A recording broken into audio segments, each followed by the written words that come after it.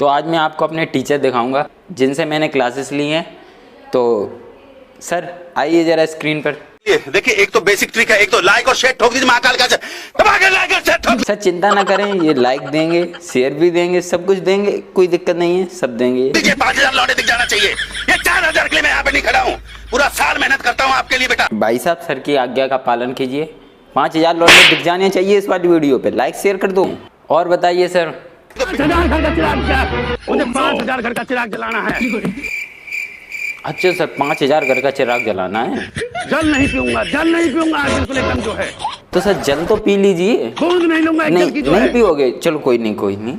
अब शकल मेरी क्या देख रहे हो, सुना नहीं सर ने कहा शेयर कीजिए दबा कर।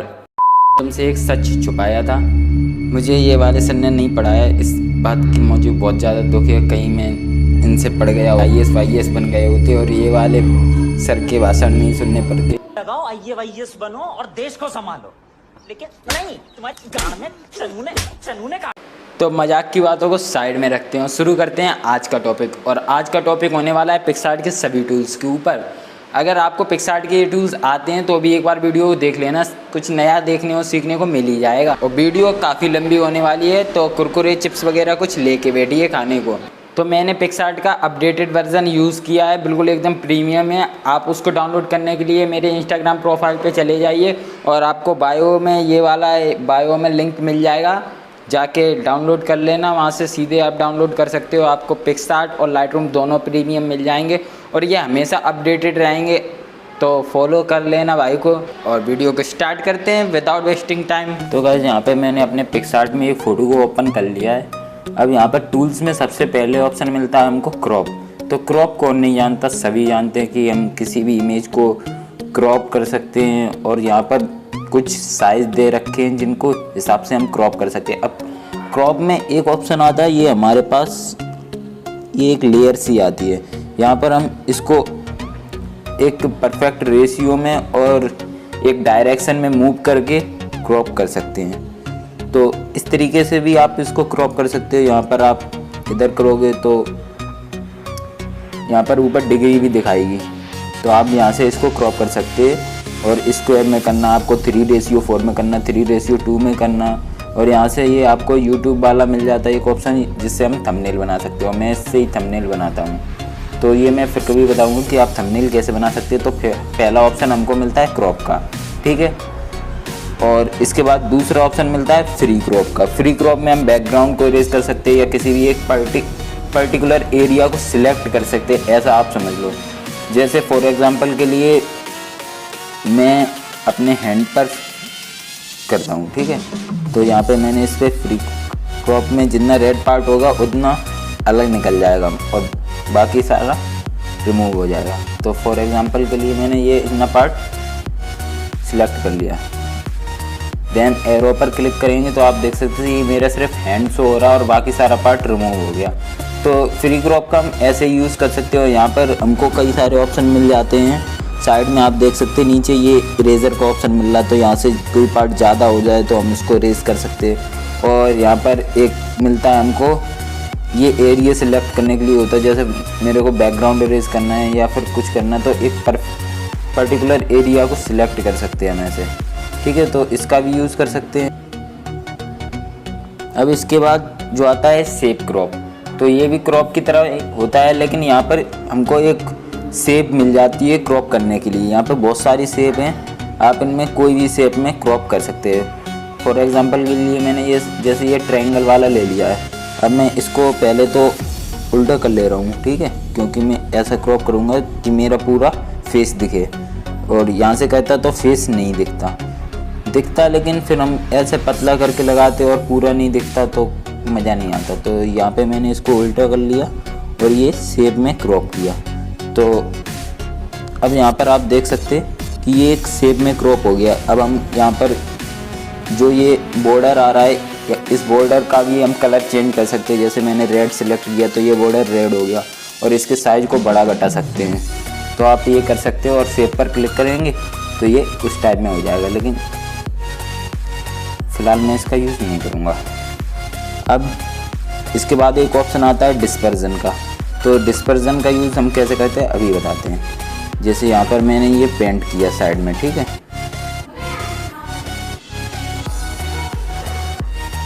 ये पेंट मैंने कर दिया, ठीक है। अब एरो वाला ऊपर ऑप्शन आ रहा है, इस पर क्लिक करेंगे। देन इस पर क्लिक करेंगे, यहाँ पर हमको इस तरह का एक व्यू मिलेगा। अब यहाँ पर हम इसके डिस्पर्स को बढ़ा घटा सकते हैं, तो कितना हमको डिस्पर्स करना है, तो मैं चाह रहा हूँ कि इतना डिस्पर्स।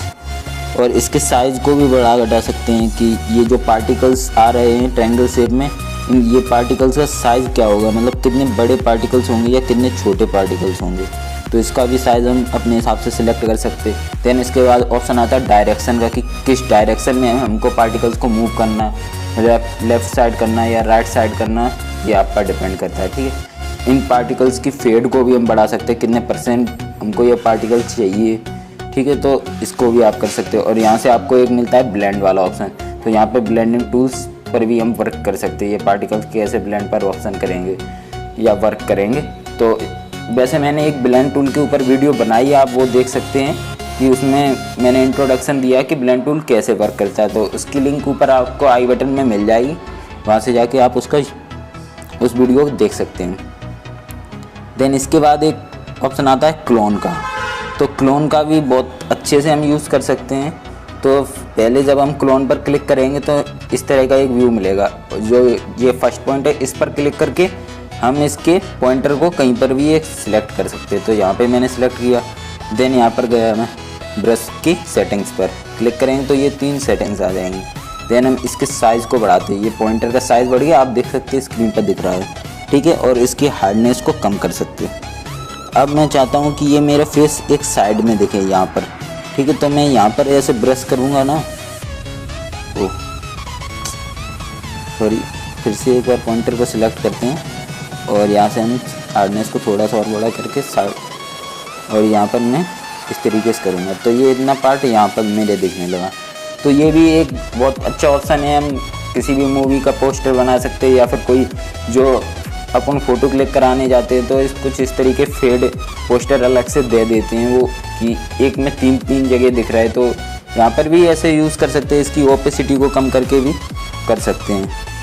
तो नेक्स्ट जो ऑप्शन आता है वो है रिमूव का।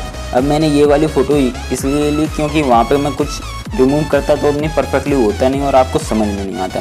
तो रिमूव के लिए हम सिंपल से किसी भी एक ऑब्जेक्ट को अपनी इमेज से रिमूव कर सकते हैं। तो सिंपल से मैं इस बोर्ड को रिमूव करता हूँ, यहाँ पे मैंने इस पर ब्रश किया और देन साइड में रिमूव वाला ऑप्शन आ रहा, इस पर क्लिक करेंगे तो यहाँ पर आप देख सकते हैं इसने हमारी बोर्ड को रिमूव कर दिया है, ठीक है। तो इसका भी यूज़ हम कर सकते हैं। अब जैसे मैं चाहता हूँ कि यहाँ पे ये जो ब्लैक पार्ट शो हो रहा है इसको रिमूव करते हैं, ठीक है। देन मैं रिमूव पर क्लिक करूँगा, रिमूव हो गया। पर यहाँ से ये इतना बेटर होता नहीं है क्योंकि ऑटो तो ऑटो ही होता है, ठीक है। तो इसका हम यूज़ कर सकते हैं। देन इसके बाद जो ऑप्शन आता है स्टेज का, तो यहाँ पे मैं फिर वही फ़ोटो सिलेक्ट कर लेता हूँ। अब हम स्टेज का यूज़, तो यहाँ से बैक आते हैं, इसका दूसरी जगह पर यूज़ करके दिखाएंगे। यहाँ पे जैसे मैं इस टी शर्ट पे थोड़ा सा वाप लूँगा तो इसके मैंने शेप को बदल दिया और यहाँ से मैं इस स्ट्रक्चर को थोड़ा सा पॉप करता हूँ, इसको ठीक है। और दूसरा ऑप्शन मिलता है हमारे पास ये सर्कल टाइप का, इसमें ये गोल गोल घूम जाता है, तो इसका यूज जैसे कहीं पर कर सकते हैं। तो ये एक सर्कल बना लेता है उतनी जगह पर कुछ इस प्रकार से।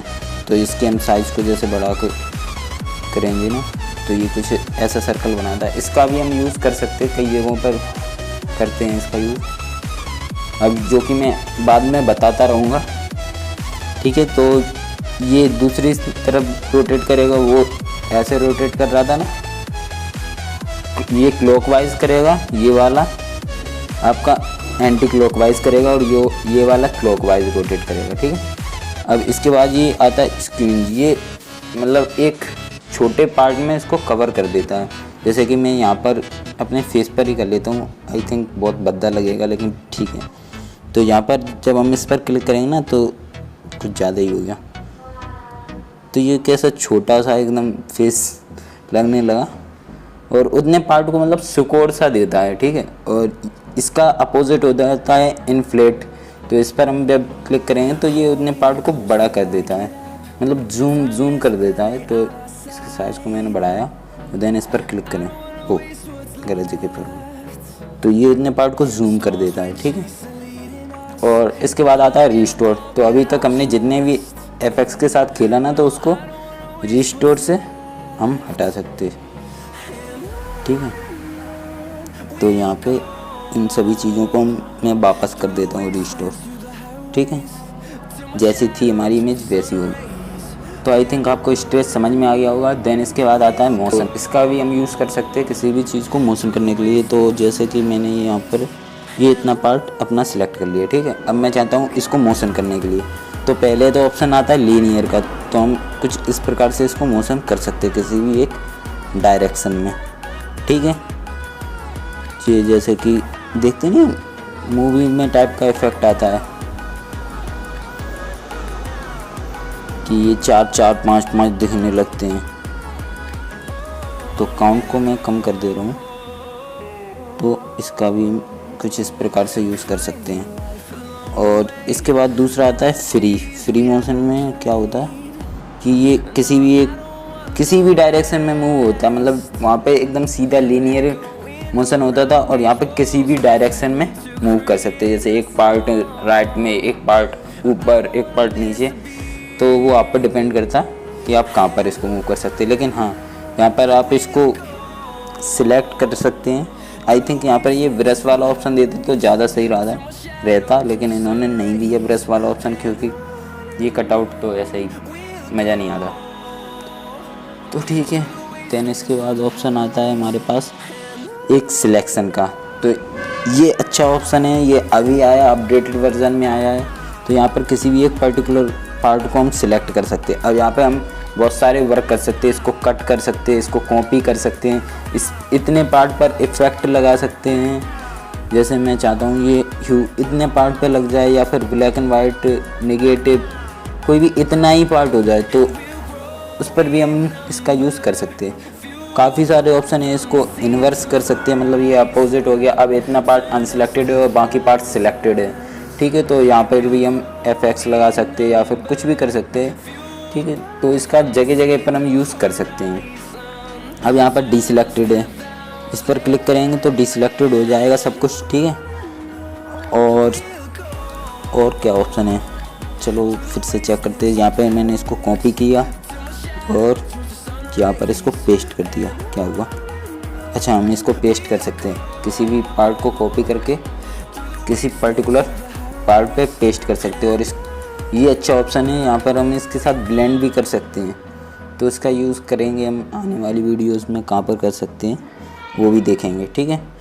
तो और यहाँ पर ये आपको सर्कल्स मिल जाते हैं, ये प्लस पर करेंगे तो आई थिंक मैं वापस से जाता हूँ, सर्कल पे जाएंगे, यहाँ पर सर्कल सर्कल क्यों ड्रॉ नहीं हो रहा? हाँ, हो गया।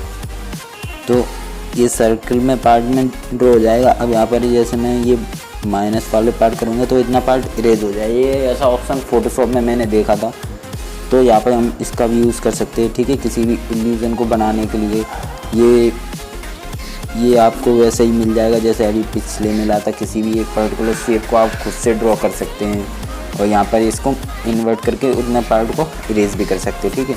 और यहाँ पर ये ब्रश वाला भी ऑप्शन दे दिया इन्होंने, ये बहुत सही है, पर्सनली मेरा फेवरेट है, ठीक है। तो हम यहाँ पे इसको इरेज भी कर सकते हैं, इरेजर भी दे दी, बहुत सारे ऑप्शन। और उस पर्टिकुलर ऑप्शन पर हम एफएक्स के साथ खेल सकते हैं और लेयर्स बना सकते हैं। यहाँ पर स्टिकर सेट कर सकते हैं, ये हमारे स्टिकर्स में सेव हो गया जितना पार्ट मैंने यहाँ पर सिलेक्ट कर रखा है, ठीक है। तो इस प्रकार से हम इसको कर सकते हैं। देन इसके बाद ऑप्शन आता है कर्व्स बेसिकली कलर करेक्शन और कलर एडजस्टमेंट के लिए होता है।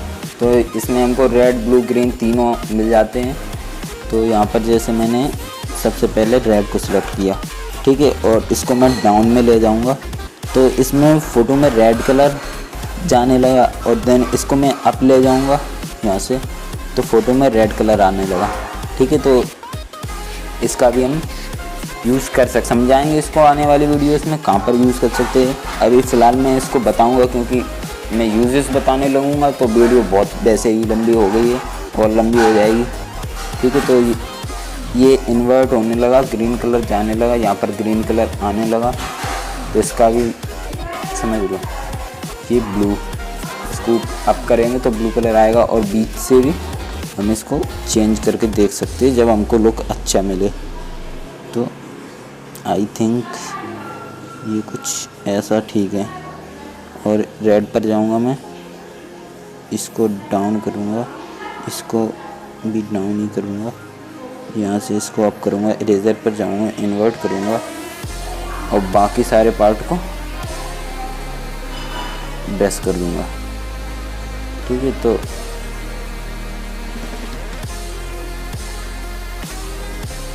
इसका भी हम यूज़ कर सकते अपनी वीडियोस में, अपनी फ़ोटोज़ में इसका यूज़ हम कर सकते हैं।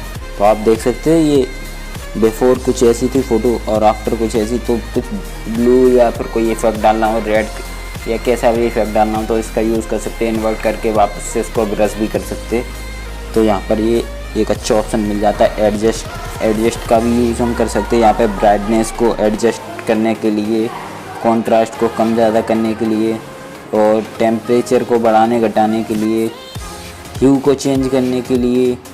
तो ह्यू मैं अभी 0 रखता हूँ। हाइलाइट्स को अपने हिसाब से डाउन करूँगा मैं। शैडोज़ को कम ज़्यादा करने के लिए तो अभी मैं शैडोज़ भी थोड़ी सी डाउन रखूँगा। क्लैरिटी को भी बढ़ाने के लिए और इन्वर्ट करूँगा इसको। तो यहाँ पर इसका हम यूज़ कर सकते हैं। ठीक है ना, तो ये एक चमक सी आ गई है, HDR वाला इफेक्ट आ गया हमारी फ़ोटो में। तो इसका भी हम अपने हिसाब से यूज़ कर सकते हैं जहाँ पर आपको करना हो।